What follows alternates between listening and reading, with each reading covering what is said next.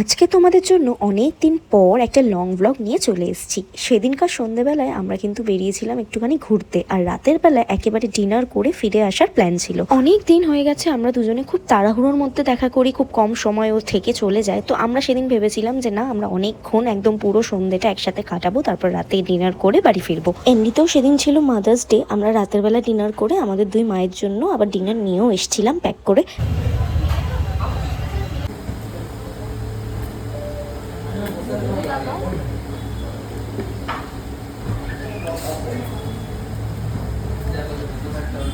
তাহলে চলো গাইস, ব্লগটা একদম প্রথম থেকে শুরু করা যাক। তো সেদিন আমি বিকেলবেলা থেকে ব্লগটা স্টার্ট করেছিলাম, আর বিকেলবেলা তো দেখছি মুষলধারে বৃষ্টি হচ্ছে। আমার তো মন একদম ভেঙে গেছিল। আমি তো বারবার ভাবছিলাম যে সন্ধ্যের মধ্যে বৃষ্টি এরকমই যদি চলে, যদি না থামে, তাহলে তো আমাদের যাওয়াটাই ক্যান্সেল হয়ে যাবে। তাই জন্য আমি কিন্তু ভীষণ টেনশন করছিলাম। দুপুরে খাওয়ার পর থেকেই এরকমভাবে বৃষ্টি হচ্ছে, আর আমি বারান্দায় গিয়ে বারবার চেক করছিলাম যে বৃষ্টি কমছে নাকি বাড়ছে। সত্যি বলতে বৃষ্টি দেখে আমার তো ভীষণই ভিজতে ইচ্ছে করছিল। আসলে আমি যখনই দেখি বৃষ্টিতে ভেজার মতো, আমি কিন্তু ভিজতে শুরু করে দিই। বৃষ্টি দেখলে কার না ভালো লাগে বলো? তবে যদি কোনো প্ল্যানিং থাকে বা কোথাও বেরোনোর থাকে, তাহলে সেদিন বৃষ্টি হলে কিন্তু আমি বড্ড টেনশনে পড়ে যাই। ঠিক সেদিনও সেরকমই টেনশন করছিলাম।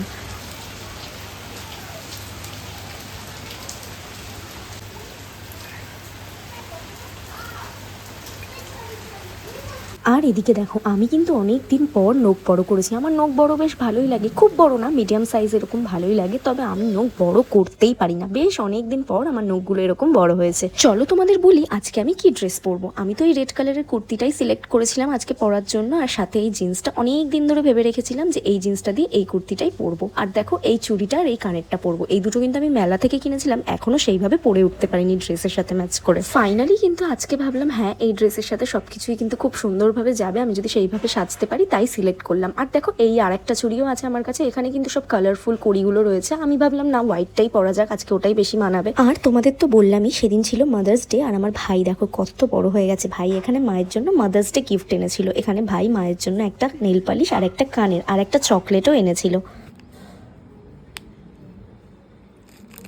আর এখানে আমি তো নেল পলিশটা দেখার সাথে সাথে নেলসে পরেও নিয়েছি, তোমরা তো দেখতেই পাচ্ছ। আসলে সব ভাইয়েরই সেকেন্ড মাদার কিন্তু দিদিই হয়, তাই মাদার্স ডে গিফটে আমাদের ভাগ বসাতে কোনো অসুবিধা নেই। ততক্ষণে বাইরে বৃষ্টি একদম থেমে গেছে, তাই আমিও ভীষণ খুশি হয়ে গেছি। আর খুশি খুশি হয়ে দেখো একদম রেডিও হয়ে গেছি। তোমরা কিন্তু অবশ্যই বলো আমাকে দেখতে কেমন লাগছে। তাহলে চলো এবার বেরোনো যাক। তখন অলমোস্ট 6:30 মতো বেজেই গেছে, সন্ধে সন্ধে হয়েই গেছে বেরোতে বেরোতে। তো আমি এখন একাই যাচ্ছি। আমরা প্রথমেই যাব মানি স্কোয়ার, তাই আমরা বাগুইয়াটি হয়েই যাব। ওকে বলেছিলাম দাঁড়াতে। প্রথমে তো ওকে আমি আমাদের বাজারেই দাঁড়াতে বলেছিলাম, তারপর আমি ওখানে গেছি। তারপর একসাথে ওখান থেকে আমরা অটো করে বাগুইয়াটির অটোতে উঠেছিলাম একসাথে। ততক্ষণ আমি একাই যাচ্ছিলাম রাস্তা থেকে, আর ও আমার জন্য ওয়েট করছিল।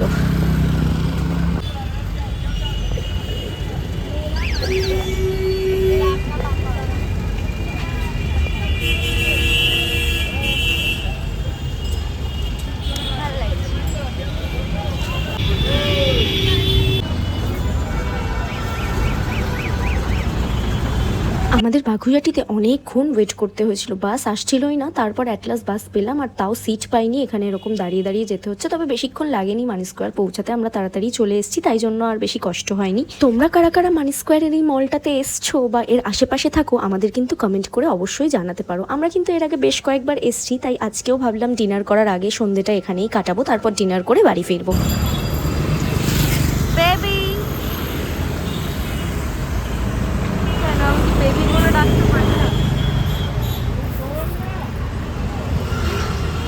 ভালো লাগছে, অত দেখানোর কিছু নেই, ভালোই লাগছে।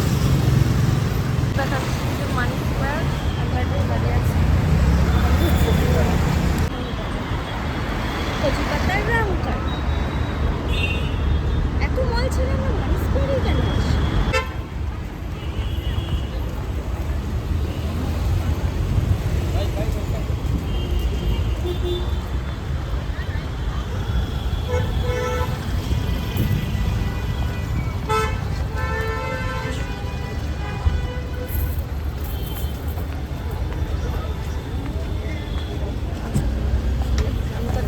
আমরা তো ঢুকছি, তবে সেদিনকার কোনো কারণে মানি স্কোয়ার মলটাতে বড্ড ভিড় ছিল। এর আগে বেশ কয়েকবার এসেছি, তবে এতটা ভিড় কখনো দেখিনি।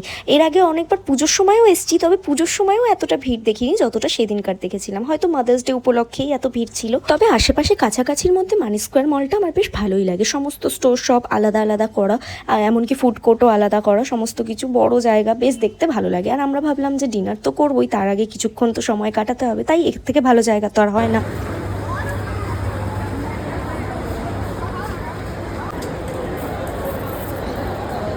আমরা কিন্তু খালি ঘুরতেই এসেছি, টাইম পাস।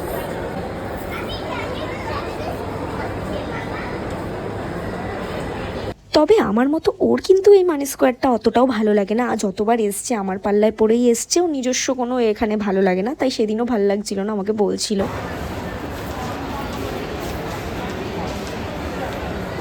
তো অনেকক্ষণ আমরা ঘোরাঘুরি করছিলাম, বুঝতেই পেরেছি মাদার্স ডে উপলক্ষেই এত ভিড় ছিল সেদিনকার। এত ভিড় এর আগে কখনো দেখিনি। তো আমাদের তো একটু খিদে খিদে পেয়ে গেছিলো, তবে বেশি কিছু তো খাওয়া যাবেই না। তো আমরা ঠিক করলাম যে একটা মিল্কশেক খাওয়া যাক। এর আগে একবার এসে দুজনে দুটো মিল্কশেক নিয়েছিলাম, তারপর শেষ করতে পারিনি, তাই জন্য এখন মনে আছে, তাই আজকে ঠিক করলাম একটাই নেব। এখানকার কিন্তু আলাদা একটা নিয়ম আছে, একটা কার্ড করতে হয়, সেই কার্ডের ভিত্তিতে সমস্ত কিছু কেনাকাটা খাওয়া দাওয়া করতে হয়।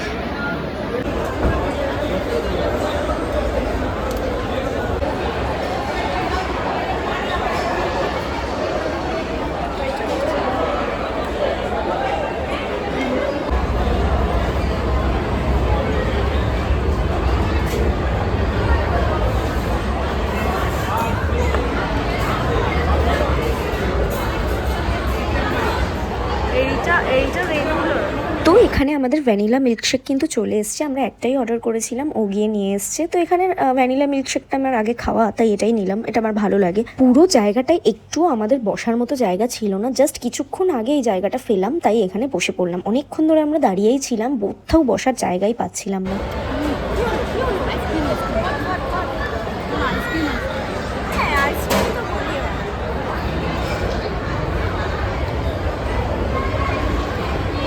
অনেকক্ষণ ঘুরতে ঘুরতে আমাদের তো বেশ খিদে পেয়ে গেছিলো। তবে এই মিল্কশেকের বেশি যদি আরও কিছু খাই তাহলে তো ডিনারটাই করা হবে না। আর আমাদের মেন ইন্টেনশন তো আজকে আমরা ডিনার করতেই বেরিয়েছি। এখানে আরও অনেক খাবার দাবার ছিল, কিন্তু খাওয়া কিছুই যাবে না। আমার এই জায়গাটা এই জন্যই এত ভালো লাগে যে এখানে সমস্ত খাবার দাবার একসাথে এক জায়গাতেই পাওয়া যায়। যেমন মোমোর জন্য ওয়াও মোমো, পিজার আলাদা সেকশন রয়েছে, মোমোর আলাদা সেকশন, বার্গারের আলাদা সেকশন, ডমিনোজ রয়েছে, কেএফসি রয়েছে, সব রয়েছে। মানে তোমরা যা খাবে সমস্ত কিছু এক জায়গাতেই পেয়ে যাবে। আমার তো এরকম শর্টকাট জিনিসপত্র খুব ভালো লাগে। যাই হোক, আমরা খাওয়া দাওয়ার পর আরও কিছুক্ষণ একটু ঘুরলাম, কারণ আমরা ভেবেছিলাম 8টার মধ্যেই বেরিয়ে যাবো। তবে এই ঘোরার চক্করে আমাদের বেরোতে বেরোতে প্রায় 8:30 বেজে গেছিল। এরপর আমরা ঠিক করেছিলাম ডিনারটা করব বিরিয়ানি বাবু থেকে। বিরিয়ানি বাবুর কিন্তু অনেকগুলো আউটলেট আছে। চিনার পার্কে একটা রয়েছে, দমদম পার্ক নাগের বাজারে একটা রয়েছে, আর রয়েছে আমাদের কেষ্টপুরে একটা। বাট কেষ্টপুরের অ্যাম্বিয়েন্সটা অতটা ভালো না, আর চিনার পার্কেরটাও জানা ছিল না, তাই ঠিক করেছিলাম দমদম পার্কেরটাই যাব। তো মানি স্কোয়ার থেকে কিন্তু আমরা বেরিয়ে গেছি, আর এই রুটটা থেকে কিন্তু আমরা উল্টোডাঙ্গা, বাগুইআটি টু কেষ্টপুর সমস্ত বাস, অটো সমস্ত কিছু পেয়ে যাব। অটোতে গেলে রিজার্ভ করে যেতে হবে, তবে বাসেই বেটার। আমরা তো বাসেই যাতায়াত করতে বেশি পছন্দ করি। তবে মানি স্কোয়ার থেকে আমরা আর বাগুইআটি বা কেষ্টপুরে ব্যাক করিনি, আমরা উল্টোডাঙ্গাতেই নেমে গেছিলাম। তারপর ট্রেন ধরে দমদম স্টেশনে, মানে একটা স্টেশন আমরা চলে গেছিলাম। তারপর ওখান থেকে তো আমরা বিরিয়ানি বাবুর লোকেশনই চিনতে পারছিলাম না, একটা টোটো রিজার্ভ করে আমরা গেছিলাম।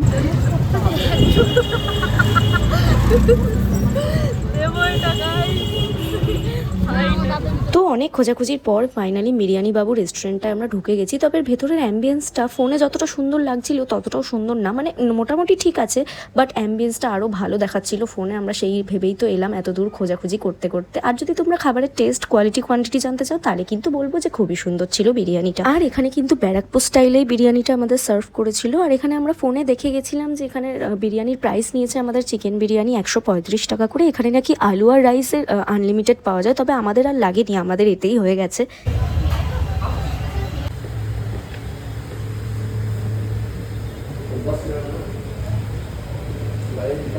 আমার তো বিরিয়ানিটা খেতে মোটামুটি ভালোই লেগেছে। আর ও এখানে একটু মুড অফ হয়েছিল ওর, কারণ আসলে আমাদের দমদমে নেমে যে টোটোটা রিজার্ভ করে এত দূর এসছি, সেই টোটোওয়ালাটার সাথে আমাদের একটা ঝামেলা হয়ে গেছিলো। আমাদের একদম ডাবল টাকা ভাড়া চলে গেছে ওখানেই, তাই জন্য ওর মুডটা একটু অফ হয়েছে।